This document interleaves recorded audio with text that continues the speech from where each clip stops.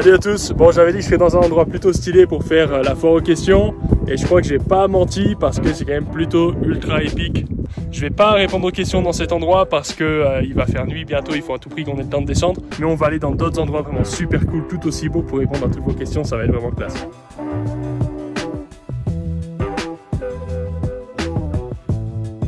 Bon, ça y est, je suis descendu de la montagne, je suis dans un endroit trop beau qui s'appelle le lac Louis.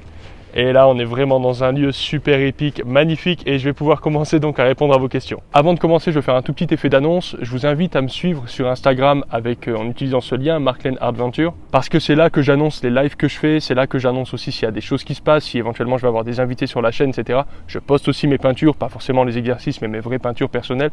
Donc c'est là où vous pouvez suivre un petit peu ma vie d'artiste, au-delà simplement des vidéos didactiques et tout.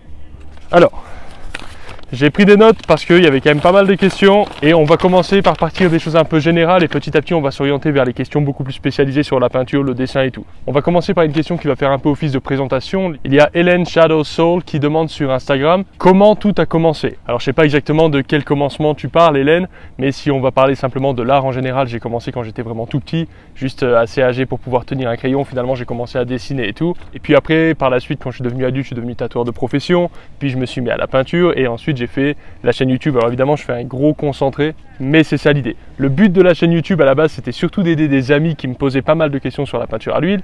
Finalement il y a eu pas mal de personnes que je connaissais pas qui ont commencé à s'intéresser au truc et à me demander des informations, etc. Et puis en fait voilà, c'est devenu un truc assez sympa pour pouvoir développer une audience, aider les artistes et puis rationaliser aussi la démarche artistique. Et je sais qu'il y a pas mal de gens parfois qui mystifient les artistes, qui mystifient le talent, etc. Alors que moi j'ai un point de vue beaucoup plus pragmatique et presque mathématique avec l'art en fait, parce que être un artiste c'est avant tout avoir un savoir-faire, et avoir un savoir-faire c'est maîtriser un médium. Il y a finalement beaucoup d'apprentissage et tout, et c'est ce message là que j'ai envie de partager, parce qu'on est tous capables de devenir des artistes, il suffit simplement de s'entraîner un petit peu et de maîtriser un petit peu les codes on va dire. Donc il y a une vidéo de Beggy Boggy qui me demande si je vais parler uniquement en français ou si je vais faire des vidéos en anglais. Il me semble que c'est ça le sens de la question. Alors moi évidemment je suis francophone donc je suis beaucoup plus à l'aise en français. Cela dit je pense que d'ici peut-être un an, peut-être un peu moins, je vais commencer à prendre des vidéos que j'ai fait en français qui marchaient bien pour les traduire en anglais, histoire d'avoir un public plus large et pour pouvoir faire passer le message à plus de gens. Cela dit je suis quasiment sûr, voire certain que j'arrêterai pas de faire des vidéos en français parce que je pense que le YouTube artistique anglais est super complet, il y a une masse d'informations dessus, alors que le YouTube artistique français c'est un petit peu plus discret et effectivement il y a un peu moins d'infos et surtout un peu moins d'infos dans son sens pragmatique du terme. Donc même si je passais un petit peu à l'anglais éventuellement pour développer une audience plus large, je vais garder le français, c'est certain. John Wayne qui demande comment vois-tu l'avenir de ton art, plus poussé vers le fantasy ou le réel ou un mix des deux? Alors c'est une bonne question et c'est pas forcément facile d'y répondre en fait parce que moi je suis un mec assez impulsif qui fonctionne beaucoup à la passion. Donc c'est vrai que j'ai des moments où j'ai envie de faire par exemple des paysages comme ça, super réalistes en utilisant des références photos, en faisant du color checking, c'est beaucoup plus facile à travers une photo. Il y a des moments où j'ai envie de faire que des concepts, que des trucs un peu comme les jeux vidéo, etc. Donc c'est pas évident. Je pense que j'ai envie de surfer sur une vague où il y a un petit peu les deux. Éventuellement avec le temps je pense que je vais partir de plus en plus vers des choses qui sont relativement fantastiques mais où ça passe pas forcément par la magie, etc. Plutôt comme ce type de peinture où il y a un filtre qui est au-delà de la réalité sans partir dans des thèmes trop fantaisistes je dirais. Mais bon on verra, l'avenir nous dira ce qui se passe.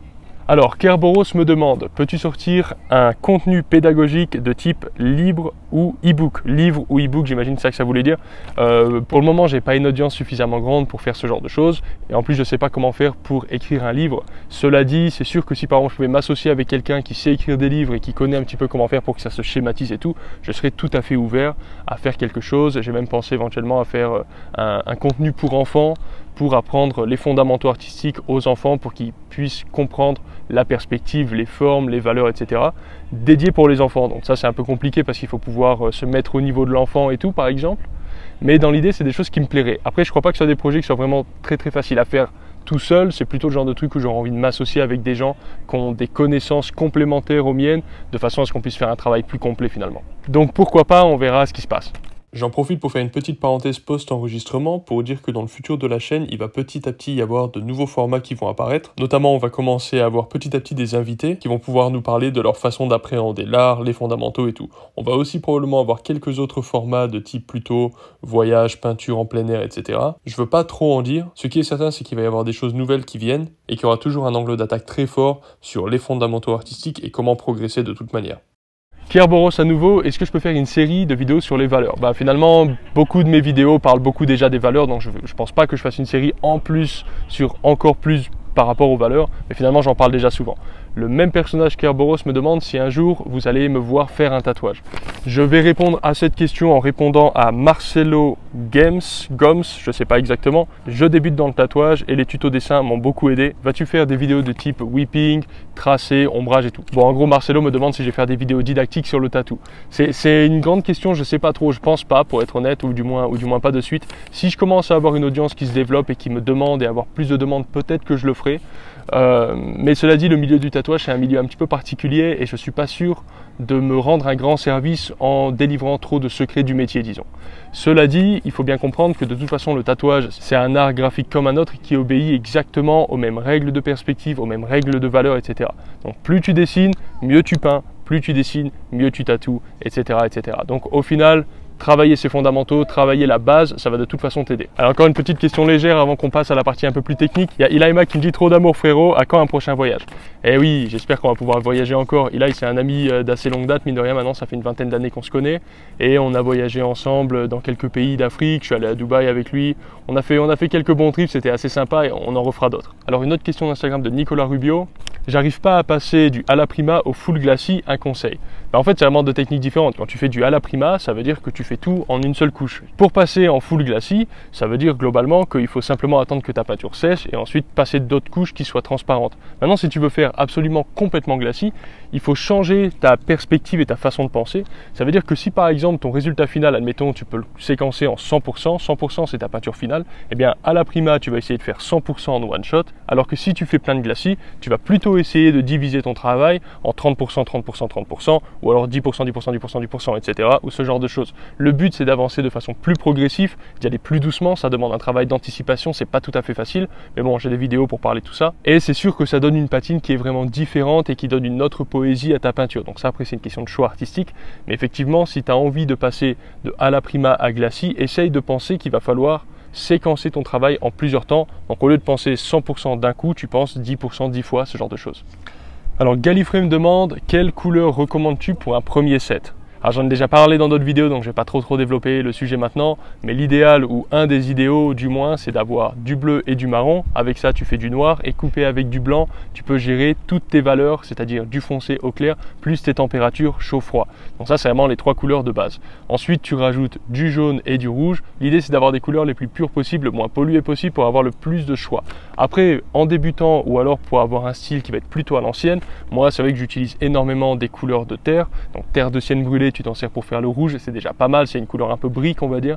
Et puis jaune d'ocre, évidemment le jaune d'ocre c'est un classique, c'est un jaune un peu désaturé, un petit peu caramélisé, bon tu vois. L'idée c'est qu'en ayant une palette très limitée avec des couleurs qui sont pas très saturées, ça te permet de garder tout sous contrôle très facilement. Du coup je rebondis sur la question de Silmamp, désolé si j'écorche un peu le nom, qui est, tu parles souvent de jaune et de rouge oxyde, et par quoi peut-on les remplacer quand on les a pas forcément dans sa palette? C'est vrai que c'est des couleurs qu'on n'a pas forcément. Rouge, orange, jaune oxyde, moi j'adore, mais c'est vrai que tout le monde n'a pas ça. Et justement c'est lié à la question précédente parce que finalement le jaune d'ocre fait complètement le travail, et puis le terre de sienne brûlée aussi fait complètement le travail du rouge oxyde. La différence c'est que ce sont des couleurs qui sont opaques versus des couleurs qui sont transparentes, entre autres hein, évidemment tu as des subtilités entre les deux, mais on va dire que le terre de sienne brûlée et le jaune d'ocre vont complètement remplacer ces teintes-là. C'est d'ailleurs des teintes qui sont beaucoup plus polyvalentes que les jaunes et rouges oxydes par leur opacité finalement, parce que tu peux toujours les rendre transparentes en les diluant, alors que l'inverse par contre est pas trop possible. Allez, une question simple pour changer. Egil Amu me demande quand je peins sur du bois, comment je fais pour l'attacher? Eh ben, je mets des clous, des vis avec un câble et puis voilà. Alors j'imagine que vu que tu as forcément déjà pensé à ça, si tu me demandes, c'est que tu dois considérer probablement à juste titre qu'il faut éviter de faire des trous dans la planche de bois. Eh bien, tu as probablement raison. J'imagine que dans ce cas-là, si cette peinture-là a tellement de valeur pour toi que tu ne veux pas faire des trous dedans, ce que je comprends, dans ce cas-là, il vaut mieux l'encadrer et puis attacher les attaches directement sur le cadre, je pense. Sinon, deux petits trous dans le dos de la peinture, personnellement, pour moi, ça n'a jamais fait de mal à mon tableau. Allez, question suivante. Alors, Abdelkabir Riboua, désolé pour le nom si je l'écorche un petit peu, me demande pour un tableau acrylique, huile et puis fait à la bombe, quel vernis utiliser? Alors je te le dis avant et en toute honnêteté, moi en vernis je connais pas grand chose, j'achète tout simplement des vernis du commerce qui sont tout simplement de la brillance que j'ai envie d'avoir, ce genre de choses. Mais je crois savoir de sources à peu près certaines qu'il existe des vernis pour la peinture à l'huile, des vernis pour l'acrylique, mais il existe aussi des vernis pour les différents médiums et des vernis pour média mix. Je te recommande plutôt d'aller dans un magasin, trouver un vendeur qui, je l'espère pour toi, sera compétent et puis lui poser tes questions parce qu'il sera plus qualifié que moi sur la question. Stéphane Simon me dit « J'aimerais te voir peindre une aurore boréale un jour parce que visiblement il n'a pas réussi à trouver de peintre qui faisait ça, les aurores boréales. » En fait, c'est vrai que c'est un effet un petit peu atmosphérique, un petit peu difficile. On pourrait penser que c'est forcément plus compliqué qu'autre chose à peindre, mais je n'ai jamais essayé, donc je voudrais pas trop m'avancer, mais je crois pas que ce soit forcément quelque chose de très compliqué. Quant à la stratégie des bases et des fondamentaux dans la tête, ça veut dire que tu te focalises d'abord sur les valeurs, puis sur les températures, puis sur les couleurs, puis les formes, etc. Enfin bon, tout le blabla que je vous fais à chaque fois. Et bien finalement, tu peux prendre à peu près n'importe quel sujet et puis réussir à le faire. Il suffit d'avoir une stratégie pas à pas finalement. C'est pas tellement compliqué. Donc je le ferai forcément un de ces quatre parce que je peux pas dire que c'est pas compliqué et puis pas le faire. Ça serait malhonnête. Mais par contre, si tu veux regarder une magnifique peinture qui sera vraiment très très belle, il y a une peinture de Frederick Edwin Church que tu trouveras. C'est un paysage tout à fait grandiose avec des aurores boréales, etc. C'est vraiment très très beau. Question suivante de Jamil Ben. En peinture à l'huile, après avoir fini la première couche, suis-je obligé d'attendre un séchage complet avant de continuer avec la couche plus riche en huile pour éviter de mélanger les couches entre elles? Alors il y a plein de techniques différentes et effectivement il y a même des gens qui font par exemple des glacis dans le demi-frais, etc. Mais toi j'imagine que ce que tu veux faire c'est faire du multicouche. Et évidemment il faut vraiment que tu attendes que ta peinture soit vraiment très sèche, au moins au toucher, qu'elle colle pas, etc. Et c'est vrai que ça peut être parfois long selon le médium que tu utilises, ça peut prendre 3 à 4 jours, une semaine, 2 semaines, voire plus selon l'épaisseur et le médium. C'est pour ça que moi j'utilise du liquin, des médiums alkydes ou des médiums flamands qui permettent d'avoir un durcissement rapide et du coup ça me permet de faire du multicouche comme ça et d'enchaîner assez vite. Alors Jasmine Shelby pour la question suivante. Alors quel conseil donnes-tu pour vernir un tableau, une peinture? Pour le vernis à retoucher, comment l'utiliser et comment éviter les différences trop visibles entre les autres parties du tableau? Alors ce à quoi tu fais référence, j'imagine que ce sont les embus. Ça veut dire que lorsque tu peins, tu vas avoir certaines zones qui vont se matifier et certaines zones qui vont rester brillantes. Sans trop rentrer dans les détails, c'est un phénomène qui est dû à l'absorption de l'huile par les couches précédentes. Et du coup ta peinture à l'huile en fait devient plus sèche parce que l'huile est absorbée par la couche précédente. Alors que sur un autre endroit de ta peinture, l'huile va rester en surface ou plus en surface et du coup va apparaître plus brillante. Ceci étant dit, pour les vernis à retoucher, j'aurais tendance à les mettre dans 2 catégories différentes. Tu as le vernis à retoucher qui est un vernis que je considérais comme étant provisoire. Ça veut dire que tu vas attendre qu'il sèche. Ça veut dire par exemple si tu veux faire une exposition mais que tu n'as pas attendu suffisamment longtemps pour faire un vernis définitif, tu vas passer une couche de vernis sur ton tableau et puis attendre que ton vernis sèche avant de pouvoir repeindre par-dessus. L'avantage de faire ça, c'est que tu vas enlever ce dont tu parles, c'est-à-dire les différences de brillance entre un lieu et un autre de ta peinture. Ça, c'est la première version du vernis à retoucher. La deuxième version du vernis à retoucher, c'est en gros huiler sa toile. Passer une couche de vernis pour enlever tes embus et aussi pour avoir une texture agréable sur laquelle travailler pour commencer une séance. Ça veut dire que tu ne vas pas attendre que ça cicative. Et donc dans ce cas-là, c'est vraiment 2 vernis qui vont être très très différents parce qu'en général, les vernis à retoucher en bombe ou même en bouteille sont des vernis qui sèchent extrêmement vite avec beaucoup de résine dedans et par conséquent, ça ne se prête pas du tout au travail si tu as envie de repeindre par-dessus quand c'est frais. Si tu veux faire un vernis à retoucher pour retoucher sur le moment ta peinture, dans ce cas-là, il vaut mieux utiliser le médium que tu as déjà utilisé et puis le passer un petit peu en couche extrêmement fine, juste histoire de redonner un petit peu de l'éclat, particulièrement dans les foncés de ta peinture qui seront probablement matifiés, un petit peu ternes, et en plus avoir une nouvelle texture sur laquelle travailler, et en plus ça permet à la couche suivante que tu mets d'adhérer plus. Si tu mets un petit peu de ton médium ou d'essence de térébenthine en quantité vraiment tout à fait minime, eh ben, ça va permettre à tes 2 couches de peinture de vraiment avoir un vrai contact dans lequel il n'y aura pas de petits espaces, etc. Et ça permet aussi à ta peinture d'être un peu plus durable. Question suivante qui n'est pas une question, c'est Imagine Amandine qui me dit bravo pour les 10 000 abonnés, c'est très mérité. Merci Amandine. Amandine, elle est très très cool, elle a une chaîne YouTube sur l'art abstrait plutôt qui est vraiment très sympa. Elle m'a pas mal aidé sur la façon de gérer un peu ma chaîne et tout au début, donc merci Amandine, c'est cool. Antufati me pose la question, est-ce que l'entraînement numérique fausse le traitement papier? Je te dirais qu'il vaut mieux pratiquer que ne pas pratiquer, que ce soit sur du numérique ou sur du papier. Cependant, je pense que si tu veux faire par exemple de la peinture à l'huile, il faut être bon en peinture à l'huile et non pas numériquement. Si tu veux être bon numériquement, il faut être numériquement bon et pas en peinture à l'huile. Moi personnellement, du numérique, j'en fais très très peu et j'aime pas trop ça. Et c'est vrai que je sens que j'ai des difficultés, j'ai des lacunes à gérer le stylet sur la tablette et tout. Je prends aucun plaisir à ça. Et il y a aussi clairement une notion de plaisir et d'intimité avec le médium que tu pratiques. Certaines personnes adorent le numérique pour les options, la rapidité d'action, etc. Et je comprends ça très bien.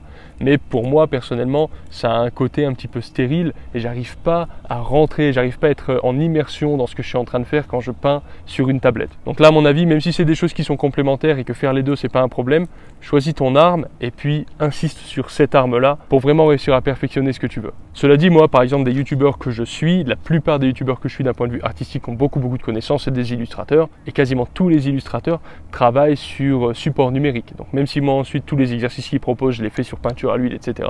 Eh bien, ça n'empêche pas du tout que tous les fondamentaux soient exactement les mêmes. Donc dans ce sens-là, non, ça ne change pas grand-chose. La question suivante de ce même monsieur est un petit peu compliquée à comprendre. Est-il meilleur d'étudier l'anatomie de façon crue, c'est-à-dire avec les muscles et le squelette en photocopieuse, j'avoue je ne sais pas trop ce que ça veut dire, ou bien prendre une référence et s'appuyer sur une autre qui contient l'anatomie et essayer de la comprendre? Alors, j'avoue, je ne comprends pas très bien ta question. Par contre, tout simplement, je vais répondre à la question très vite. Si tu veux apprendre l'anatomie, il y a une chaîne YouTube, c'est la meilleure de quasiment tout le YouTube game artistique. C'est en anglais, mais tu t'en fous, tu mets juste pause. Dès que tu vois un dessin, tu refais le dessin et puis c'est tout. Ça s'appelle Proco, c'est vraiment génial. Le lien est dans la description. Parallèlement à ça, tout petit élément de réponse que je peux apporter, c'est est-ce qu'il vaut mieux globalement, si je comprends bien ta réponse, c'est globalement vaut-il mieux étudier de façon tout à fait décortiquée chaque élément, ou alors est-ce qu'il vaut mieux avoir des références et essayer de comprendre les choses par soi-même? Je peux te dire d'expérience, et quasiment tous les autodidactes pourront te dire la même chose, c'est que essayer de tout comprendre par soi-même, tu vas être très vite confronté à tes propres limites en fait. L'art, c'est une technique, et comme toutes les techniques, ça évolue dans l'histoire, et l'histoire de l'art étant très longue, on a beaucoup de choses à apprendre. Et il y a certaines choses très sympas que tu vas pouvoir comprendre par toi-même, sauf que ça va peut-être te prendre 15 ans, 20 ans, 30 ans, voire même ça n'arrivera jamais. Il y a plein de trucs artistiques qui sont des connaissances académiques qui sont bien connues de tous les gens qui les connaissent, et tous les gens qui ne les connaissent pas et qui essaient de les apprendre ne les comprendront jamais, juste parce que notre cerveau il n'est pas assez balèze pour faire la compétition avec des milliers d'années de développement artistique, de développement des connaissances, etc. Donc à mon avis, la meilleure façon d'apprendre le plus vite possible, c'est d'apprendre par le dur, ça veut dire la méthode académique malheureusement. C'est un peu pompeux, rien que le terme académique ça fait un peu mal, ça fait un peu suer, mais en vérité c'est le plus efficace. Jean-Philippe Cosset qui me dit: question au sujet du médium pour la transparence. Dois-tu mélanger avec le pinceau la peinture et ensuite au médium? Je pense que ce que tu demandes, c'est est-ce que sur ta tablette, tu fais ton mélange avec ton médium en sachant que tu vas faire de la transparence, ou est-ce que tu trouves ta couleur opaque, puis tu rajoutes ton médium dedans? Moi, je dirais que ça dépend en fait. C'est vrai que je fais pas trop attention à ça. Je fais la chose un peu de façon un peu bordélique. Je suis pas si bien organisé que ça sur ma palette. Et effectivement, tu as raison, une couleur opaque, si tu l'appliques en transparence, ça change complètement son rendu. Donc effectivement, il vaut mieux peut-être parfois mélanger les choses directement en transparence et parfois partir de l'opaque et puis le rendre transparent. J'ai pas vraiment de réponse définie avec ça, je pense que c'est une question d'intimité de chacun par rapport à l'exécution du travail. Et là malheureusement, je vais rester un peu imprécis et je te propose juste de faire toutes les expériences par toi-même. Alors, petite dernière question de Fadou GDZ. Pour débuter le dessin du portrait, faut-il directement dessiner le portrait ou commencer par autre chose comme les natures mortes, les fleurs? Et combien d'heures d'entraînement par jour pour perfectionner son dessin? Alors je vais prendre la question dans l'autre sens. Tout d'abord, combien d'heures d'entraînement par jour pour perfectionner son dessin? Eh bien le plus possible, tout simplement. Chacun a sa philosophie, mais moi je pense que ceux qui pensent que prendre des pauses, ça fait du bien, ce genre de truc. Alors oui, prendre des pauses, ça fait du bien parce que ça repose. Par contre, effectivement, tous les gens qui maîtrisent leur instrument de musique, leur instrument de dessin, ou les artisans qui sont vraiment très bons, c'est tous des gros acharnés du travail, tout simplement. Donc si tu veux être un gros monstre dans ce que tu fais, tu prends le maximum d'heures possible dans ta journée et tu fais ça. C'est tout simple. Donc si tu as 2 heures, tu fais 2 heures, si tu as 5 heures, tu as 5 heures, si tu as 10 minutes, tu fais 10 minutes. 10 minutes de dessin par jour, c'est mieux qu'une heure de dessin le dimanche à mon avis. Donc un truc qui est assez sympa, c'est quand tu vas au lit tranquillement, tu dessines, tu fais des petits exercices, pas forcément avec une tablette et tout, sinon c'est galère pour dormir après, mais essaye de te garder du temps tous les jours, vraiment quotidiennement, pour pouvoir dessiner, reprendre les bases, etc. Du coup, je réponds à la première partie de ta question maintenant. Pour débuter le portrait, eh bien, effectivement, le portrait, c'est extrêmement compliqué et souvent, une fois qu'on a appris les tout petits fondamentaux, c'est-à-dire les sphères, les cubes et tout, on saute directement à « vas-y, je veux faire une tête avec des expressions, les volumes et tout ». Donc effectivement, c'est toujours intéressant de faire des portraits sur le vif avec des gens et tout, mais il faut quand même apprendre tous les fondamentaux. Et puis, il ne faut pas hésiter de temps en temps pour se changer les idées, à dessiner des choses plus simples. Moi, des fois, je regarde un film avec ma femme et puis je me mets une petite fleur sur la table ou un petit objet, que ce soit un vase, un verre, peu importe. J'essaie de repérer l'inclinaison de mes ellipses, de me faire une toute petite nature morte, une petite étude qui n'a rien de spectaculaire. C'est pas le but si tu veux, c'est juste pour entraîner ma dextérité et ma compréhension des formes en fait. Donc si tu veux apprendre à faire du portrait, bombarde le portrait à fond la caisse. Passe-y peut-être 70% du temps et les 30% du temps du reste, eh bien dessine de toute façon toutes les choses qui te passent par la tête et puis surtout étudie la perspective, dessine toujours en volume, finis les dessins plats, sans volume, etc. Ça ne nous intéresse pas du tout. Et puis aussi bien sûr, il faut construire les formes petit à petit. La tête Loomis, c'est une excellente base. Ensuite par exemple, tu apprends à faire le nez séparément, la forme géométrique du nez toute bête et petit à petit, tu apprends les différentes facettes qu'il y a sur le nez et tout. Faut pas hésiter de s'aider avec plein de vidéos, plein de pratiques, etc. et apprendre les choses petit à petit. Si un portrait est trop compliqué pour toi, c'est pas un problème, repars sur une tête robotisée, repars sur une tête Asaro, maîtrise la tête Asaro dans tous les angles, dans toutes les positions, et ensuite dès que tu vas refaire un portrait, ça va être beaucoup plus facile. Bon voilà, on a fini avec cette petite vidéo foire aux questions. J'espère que c'était cool. En tout cas, moi je vais continuer mes petites randos et passer du bon temps ici. Et puis je vous dis à la prochaine, ciao. Et voilà.